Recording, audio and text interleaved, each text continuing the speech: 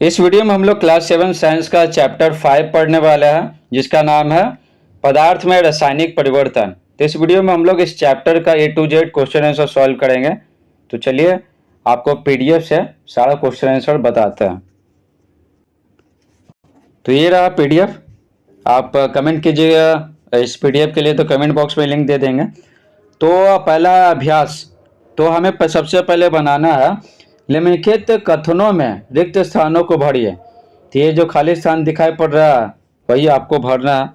तो देखिए क्या हो जाएगा, डैश गैस सुलगती हुई दियसलाई के जलने में मदद करती है। तो कौन सा गैस मदद करती है जलने में? तो ऑक्सीजन गैस हो जाएगा। ठीक है, ऑक्सीजन गैस। क्या हो गया? तो ऑक्सीजन गैस हो गया। उसके बाद क्या है, डैश परिवर्तन में नए पदार्थ का निर्माण होता है।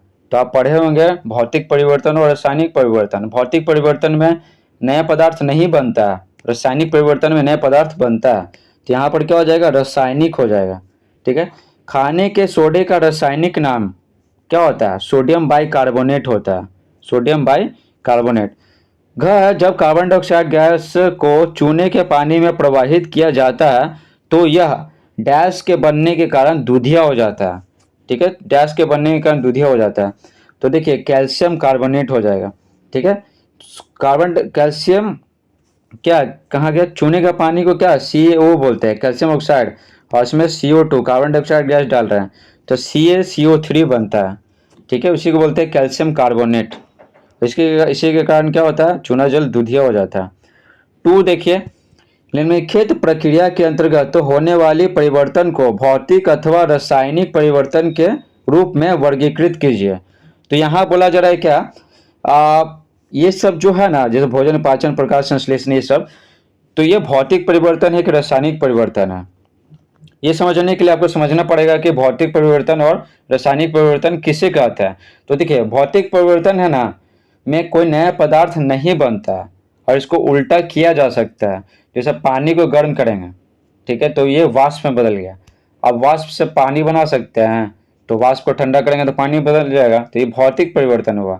रासायनिक परिवर्तन, जैसे भोजन पचा हमारे शरीर में, अब वो पचे हुए भोजन से हम जो उससे पहले है ना, जैसे भोजन था, चावल खाया था, तो अब चावल थोड़ी बना सकते हैं। तो वो क्या हो गया, रासायनिक परिवर्तन हो गया। तो रासायनिक परिवर्तन में नए पदार्थ बनता है और इसको उल्टा नहीं किया जा सकता। तो बस यही ध्यान रखिएगा। तो चलिए आपको बताते हैं। कह चौक को चौक चूर्ण में बदलना। तो चौक को हम किसी तरह पीस दिए हैं और चूर्ण बना दिए, तो अभी भी चौके है। ठीक है, तो उसमें कोई परिवर्तन नहीं हुआ है। तो क्या हो गया, भौतिक परिवर्तन। कोई नया पदार्थ नहीं बना, समझे, कोई नया पदार्थ नहीं बना तो भौतिक परिवर्तन। मोम को पिघलाना, तो मोम पिघला है। ठीक है, मोम पिघला और फिर क्या होता है, फिर वो सूख जाता है, फिर से ठोस बन जाता है। ठीक है, पहले की तरह। तो उसको उल्टा कर सकते हैं, तो ये भौतिक परिवर्तन हो गया। भोजन का पाचन, तो इसमें तो नया पदार्थ बनता है, तो रासायनिक परिवर्तन हो गया। प्रकाश संश्लेषण में क्या होता है, जल और कार्बन डाइऑक्साइड गैस है ना, ये दोनों क्या होता है, क्लोरोफिल और प्रकाश, सूरज के प्रकाश की उपस्थिति में नया पदार्थ बनाता है, तो ये रासायनिक परिवर्तन हो गया। एल्यूमिनियम के टुकड़े को पीट कर उसका पत्र बनाना। ठीक है, तो उसको पतला पत्र बना दिया, पत्तल बना दिया। तो एल्यूमिनियम को पीटे हैं तो अभी भी एल्यूमिनियम है और पीटने के बाद भी एल्यूमिनियम है, तो भौतिक परिवर्तन होगा। जल में, क्योंकि इसमें नया पदार्थ नहीं बना, जल में शक्कर को घोलना। तो जल में शक्कर को घोले हैं तो कोई नया पदार्थ नहीं बना। ठीक है, वो सिर्फ चीनी घुला हुआ है, और इसको चीनी और जल को अलग भी कर सकते हैं वाष्पन विधि के द्वारा। तो ये भौतिक परिवर्तन है, क्योंकि इसको उल्टा कर सकते हैं और कहीं नया पदार्थ नहीं बना है। कोयले को जलाना, कोयला जलता है तो इसमें तो बदलाव हो जाता है, तो रासायनिक परिवर्तन, और इसको उल्टा नहीं कर सकते हैं। सब में एक ही चीज लग रहा है। घ है रवाकरण द्वारा शुद्ध पदार्थ प्राप्त करना, तो ये भौतिक परिवर्तन। इसी रवाकरण विधि के द्वारा ही क्या मिश्री बनता है। 3 देखिए, बताइए कि निम्नलिखित कथन सत्य है अथवा असत्य। सत्य यानी सही, असत्य यानी गलत। यदि कथन असत्य है, असत्य हो तो उसे सही करके लिखिए। पहले क्या बोल रहा है, सत्य असत्य बताइए, उसके बाद जो गलत कथन है, असत्य कथन है, उसको सही करके भी लिखना है, यानी 2 काम करना है। ठीक है, यहाँ पर कितने काम, 2 काम करना है। तो चलिए बताते हैं। कब देखिए लकड़ी के लट्ठे को टुकड़ों में काटना एक रासायनिक परिवर्तन है। तो ये लकड़ी का लट्ठा है, उसको टुकड़ा में काट दिए, तो काटने के बाद भी लकड़ी है और पहले भी लकड़ी था, कोई नया पदार्थ नहीं बना।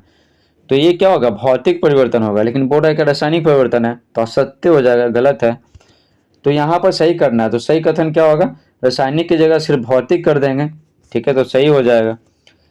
पत्तियों से खाद का बनना एक भौतिक परिवर्तन है। पत्ती से खाद बना दिए तो नया पदार्थ बना, ठीक है, तो बोल रहा है कि भौतिक परिवर्तन है, तो रासायनिक परिवर्तन होना चाहिए ना, नया पदार्थ तो रासायनिक परिवर्तन में बनता है, तो ये गलत है, तो असत्य लिख दिए और यहाँ भौतिक की जगह रासायनिक कर देंगे, तो ये कथन क्या हो जाएगा, सही हो जाएगा, क्योंकि बोल रहा था गलत को सही करना है।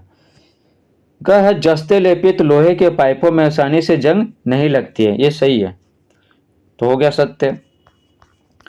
घ है मैग्नीशियम के फीते को मोमबत्ती के लौ के पास ले जाने पर यह चमकदार श्वेत प्रकाश के साथ जलने लगती है, जैसे छुरछुरिया जलाते हैं ना उसी तरह जलता है, तो मैग्नीशियम का फीता है, तो सत्य है, सही है। चाहे मैग्नीशियम ऑक्साइड के जलीय विलयन अम्लीय होते हैं। देखिए मैग्नीशियम ऑक्साइड ये धातु का ऑक्साइड है, मैग्नीशियम क्या है, धातु है, तो आप याद रखिएगा कि धातु के ऑक्साइड क्या होते हैं, क्षारीय होते हैं, क्षारीय, और अम्लीय कौन होते हैं, अधातु के ऑक्साइड होते हैं, तो याद रखिएगा। लेकिन यहाँ बोल रहा है कि धातु का ऑक्साइड, मैग्नीशियम ऑक्साइड धातु है ना, मैग्नीशियम तो धातु है, तो धातु का ऑक्साइड हो गया, तो अम्लीय होता है, तो ये गलत है, असत्य है। तो सही क्या है, तो अम्लीय की जगह सिर्फ क्या करना है, क्षारीय कर देना है, तो बस सही हो जाएगा। 4 देखिए क्या होता है जब क सिरका में इनो डालते हैं, सिरका में इनो डालते हैं, इनो, तो उत्तर लिखेंगे सिरका क्या अम्ल है, तो उत्तर लिखेंगे जब सिरका में इनो डालते हैं तो कार्बन डाइऑक्साइड और अन्य पदार्थ प्राप्त होते हैं, तो मेन यहाँ पर क्या कार्बन डाइऑक्साइड गैस बाहर निकलता है। खैर नीला थोथा के विलयन में ब्लेड डालते हैं, नीला थोथा के विलयन में ब्लेड डालते हैं, ब्लेड यहाँ पर क्या है, लोहा का ब्लेड है, ठीक है, भले ही नहीं बोला जा रहा है, किताब में लिखा हुआ, अब अगर आप चैप्टर पढ़ेंगे तो आपको पता चलेगा। तो उत्तर लिखेंगे जब नीला थोथा के विलयन में ब्लेड डालते हैं तो आयरन सल्फेट का हरा विलयन और कॉपर का भूरा अवक्षेप प्राप्त होता है, ठीक है, जैसे नीला थोथा, तो यहाँ पर क्या है, कॉपर, ठीक है, कॉपर सल्फेट, नीला थोथा बोलते हैं कॉपर सल्फेट को, तो Cu क्या होता है, CuSO4, जब लोहा डालते हैं ना तो लोहा क्या करता है, ये लोहा ना Cu को हटा देता है और FeSO4 फिर सल्फेट बन गया, और पता है ये जो Cu है ना कॉपर, ठीक है, रंग बदलते हैं आपको पता चलेगा, दिखाई नहीं पड़ रहा होगा, तो ये जो Cu है ना कॉपर, ये क्या होता है, ये बाहर निकल जाता है और ये तो ठोस है, तो ये पेंदी पे क्या होता है, बैठ जाता है, इसी को तो बोलते हैं अवक्षेप बनना। कॉपर कैसे होता है, भूरा होता है, ठीक है, तो नीला थोथा के विलयन में ब्लेड डालते हैं, यानी लोहा डालते हैं, लोहा का ब्लेड, तो आयरन सल्फेट बना, Fe को आयरन बोलता है, और आयरन सल्फेट के विलयन बना, और कॉपर का क्या होता है, भूरा अवक्षेप प्राप्त होता है, अवक्षेप यानी क्या, जम गया है ठोस रूप में, और कोई नया चीज नहीं है। लोहे के तावा को नमी युक्त वायु में रखते हैं, नमी युक्त वायु में रखेंगे तो जंग लग जाएगा, और क्या, तो लिखेंगे जब लोहे के तावा को नमी युक्त वायु में रखते हैं तो यह ऑक्सीजन और नमी से अभिक्रिया करता है और जंग लग जाता है लोहे के तावा में। देखिए पोटासियम परमैंगनेट को गर्म करता है, तो देखिए जब पोटेशियम परमैंगनेट को गर्म करते हैं ना तो ऑक्सीजन गैस और अन्य पदार्थ बनता है, ऑक्सीजन गैस निकलता है, मेन चीज जो है ना ऑक्सीजन वो निकलता है, और बाकी अन्य पदार्थ भी बनते हैं। 5 देखिए भौतिक परिवर्तन एवं रासायनिक परिवर्तन में अंतर बतावे, प्रत्येक के लिए एक उदाहरण दीजिए, ये बहुत ही इंपॉर्टेंट है, कई बार एग्जाम में पूछा जा चुका है, भौतिक परिवर्तन और रासायनिक परिवर्तन में अंतर क्या है, तो उत्तर लिखेंगे भौतिक परिवर्तन एवं रासायनिक परिवर्तन में निम्नलिखित अंतर है। अब 20 से क्या करेंगे, डिवाइड कर देंगे, और एक तरफ भौतिक परिवर्तन एक तरफ रासायनिक परिवर्तन लिखेंगे।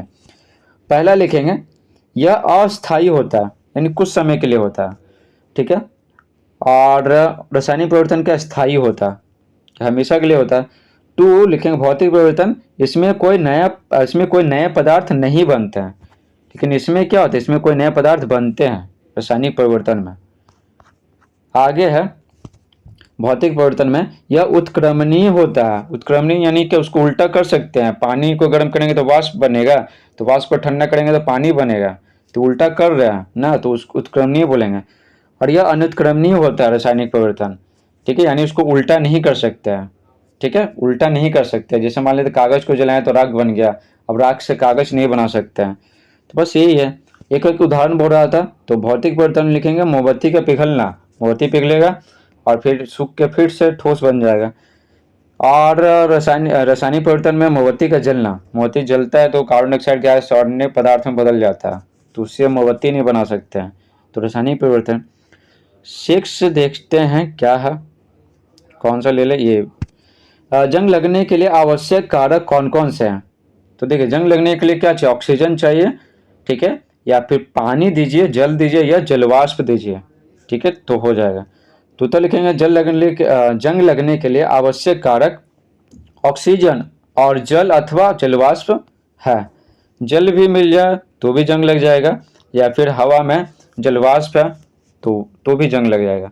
7 है सेवन जंग लगने से कैसे रोका जाता है। तो उत्तर लिखेंगे जंग लगने से बचाने के लिए पदार्थ पे पेंट लगा देते हैं, ग्रीस की परत या क्रोमियम अथवा जस्ता का लेप चढ़ाया जाता है, ठीक है। जो लोहा का सामान होता है ना, जस्ता का लेप या क्रोमियम का लेप चढ़ा देते हैं, ग्रीस लगा देते हैं या पेंट कर देते हैं, पेंट। जैसे आप देखे होंगे कि साइकिल को सब बहुत सारे लोग पेंट किए हुए रहते हैं। 8 है कार्बन डाइऑक्साइड गैस कैसे उत्पन्न होता है। किसी तीन विधियों का वर्णन करें तथा इनके गुणों को बतावें। तो बोला जा रहा है कार्बन डाइऑक्साइड गैस कैसे उत्पन्न होता है, 3 विधि बताइए, और कार्बन डाइऑक्साइड गैस के गुण भी बताना। तो 2 काम करना है। तो उत्तर लिखेंगे कार्बन डाइऑक्साइड गैस निम्न 3 विधि से उत्पन्न होता है। 3 ही पूछ रहा है तो 3 ही लिखेंगे। पहला लिखेंगे चारकोल को ऑक्सीजन की उपस्थिति में जलाने पर। जब कोयला है, चारकोल है, सब को जलाते हैं ना, तो कार्बन डाइऑक्साइड गैस बनता है। जैसे कार्बन रहता है, ऑक्सीजन की उपस्थिति में जलाते हैं तो क्या बनता है, कार्बन डाइऑक्साइड गैस बनता है। लकड़ी जलाइए या फिर कागज जलाइए, एलपीजी गैस चलाइए। 2 लिखेंगे कैल्शियम कार्बोनेट को गर्म करने पर, ठीक है, कैल्शियम कार्बोनेट है, समझ लीजिए क्या क्या होता है। कैल्शियम कार्बोनेट क्या CaCO3 होता है। जब इसको गर्म करते हैं ना तो CaO बनता है और CO2 बनता है। CO2 यानी क्या, कार्बन डाइऑक्साइड गैस, तो ये बाहर निकल जाता है। तो ये बोला जा रहा है कैल्शियम कार्बोनेट को गर्म करने पर उत्पन्न होता है कार्बन डाइऑक्साइड गैस। आगे है खाने वाले सोडा में नींबू का रस डालने पर। खाने वाला सोडा जो होता है ना, उसमें कोई भी अम्ल डाल देते हैं ना तो CO2 बनता है और वो बाहर निकलेगा। अब क्या बोल रहा था, CO2 का गुण बताना है। तो लिखेंगे यह हवा से भारी गैस है। हवा से भारी है तो पृथ्वी के सतह के पास रहता है। यह पौधे के शोषण में और चूने जल को दूधिया बनाने में उपयोग होता है, ठीक है। तो ये पौधा शोषण, प्रकाश संश्लेषण करता है ना, तो CO2 चाहिए होता है हरे पेड़ पौधे को, और चूना जल में CO2 डालते हैं तो चूना जल क्या होता है, दूधिया हो जाता है। 9 है रवाकरण से आप क्या समझते हैं, यानी रवाकरण से क्या समझते हैं। कॉपर सल्फेट का रवा कैसे प्राप्त किया जाता है। 2 सवाल पूछ रहा है तो उत्तर भी तो बड़ा ही होगा। तो पहला है रवाकरण से क्या समझते हैं। तो उत्तर लिखेंगे किसी विलयन से पदार्थ के शुद्ध तथा बड़ी आकार के रवा प्राप्त करने की विधि को रवाकरण कहते हैं। रवा आप साधारण भाषा में क्या ढीला मान सकते हैं, समझे। तो जैसे मिश्री नहीं होता उस तरह से मान सकते हैं। तो किसी विलयन से पदार्थ के शुद्ध तथा बड़ी आकार के रवा प्राप्त करने की विधि को रवाकरण कहते हैं, ठीक है। अब क्या बोल रहा है, कॉपर सल्फेट का रवा कैसे प्राप्त किया जाता है, CuSO4 का। तो इसका क्या लिखेंगे उत्तर, एक बीकर में जल लेते हैं, ठीक है, जल लेते हैं, उसमें 1-2 बूंद तनु सल्फ्यूरिक अम्ल H2SO4 डालते हैं। तनु यानी क्या, पानी की मात्रा ज़्यादा है, ज़्यादा गहरा नहीं है सल्फ्यूरिक अम्ल, और फिर गर्म करते हैं, ठीक है, गर्म करेंगे। जब जल उबलना शुरू होता है तो उसमें कॉपर सल्फेट का चूर्ण डालकर चलाते हैं, ठीक है, चलाते हैं। यह चूर्ण तब तक मिलाते हैं जब तक कॉपर सल्फेट घोलना संभव न हो। तो जैसे होता है ना, जैसे पानी है गिलास में, उसमें चीनी घोल रहे घोल रहे 1 चम्मच 2 चम्मच 3 चम्मच, एक ऐसा अवस्था आता है ना कि और चीनी नहीं घुलता है। तो यहाँ पर यही बोला जा रहा है कि कॉपर सल्फेट है ना और नहीं घुलेगा जब तक, तब तक घुलाते रहना है। घुलना बंद होने पर फिल्टर पेपर से छान लेते हैं, छान लेंगे फिल्टर पेपर से। ठंडा होने के बाद कॉपर सल्फेट का रवा प्राप्त होता है। जब ठंडा हो जाएगा ना तो कॉपर सल्फेट का रवा प्राप्त हो जाएगा। आगे देखते हैं 10। इस चैप्टर में क्वेश्चन आंसर कुछ ज़्यादा ही है। 10 है ऑक्सीजन गैस बनाने की विधि का वर्णन करें, ठीक है, तथा इसके गुणों का वर्णन करें। ऑक्सीजन गैस का क्या इस्तेमाल होता है वो, तो ऑक्सीजन गैस कैसे बनाएंगे, तो लिखेंगे एक परखनली लेकर उसमें पोटेशियम परमैंगनेट के टुकड़े लेते हैं। पोटेशियम परमैंगनेट KMnO4 होता है, KMnO4। एक निकास नली लगाकर कॉर्क से बंद कर देते हैं, ठीक है। निकास नली का संबंध एक शीशी से रहता है जिसमें ऑक्सीजन गैस जमा करना है। अब पोटेशियम परमैंगनेट वाले शीशी को गर्म करते हैं तो ऑक्सीजन गैस बनती है जो अन्य शीशी में जमा होती है। तो इस प्रकार से ऑक्सीजन गैस बना लेते हैं। तो यहाँ पर बोला जा रहा है कि एक परख नली है, ठीक है, और इसमें एक नली निकला हुआ, नली, ठीक है, इसे नली निकला हुआ, समझ गए। उसके बाद क्या करते हैं, यहाँ पर कॉर्क लगा देते हैं, ढक्कन रबड़ का रहता है, ठीक है। और एक और परख नली लेते हैं, और कुछ भी लीजिए, परख नली ही ले लेते हैं, शीशी लीजिए, परख नली लीजिए, ठीक से बन नहीं पा रहा, ठीक है। और इसमें भी ढक्कन लगा देते हैं, ठीक है, ढक्कन तो लगाना ही है। अब क्या होता है ना, अब इसमें पोटेशियम परमैंगनेट पहले से रखे हुए रहते हैं, तो पोटेशियम परमैंगनेट पहले से रखे हुए रहता है, और जब जब इसको गर्म करते हैं ना, गर्म, तो क्या होता है, तो ऑक्सीजन गैस निकलता है और यहाँ से यहाँ होते हुए इसमें चला जाता है, और इसमें क्या होता है, जमा हो जाता है। तो बस यही है। अब आगे क्या बोला जा रहा है, इसके गुणों का वर्णन करें। तो ऑक्सीजन गैस का गुण क्या है, तो उत्तर लिखेंगे ऑक्सीजन का उपयोग श्वसन में, सभी जीव श्वसन में करते हैं, और पेड़ पौधे रात में ऑक्सीजन ही गैस ही लेते हैं, और वस्तुओं के जलने में होता है, वस्तुओं को जलने के लिए ना ऑक्सीजन जरूरी होता है। 11 है यूरिया के रवे कैसे प्राप्त किया जा सकता है, वर्णन कीजिए।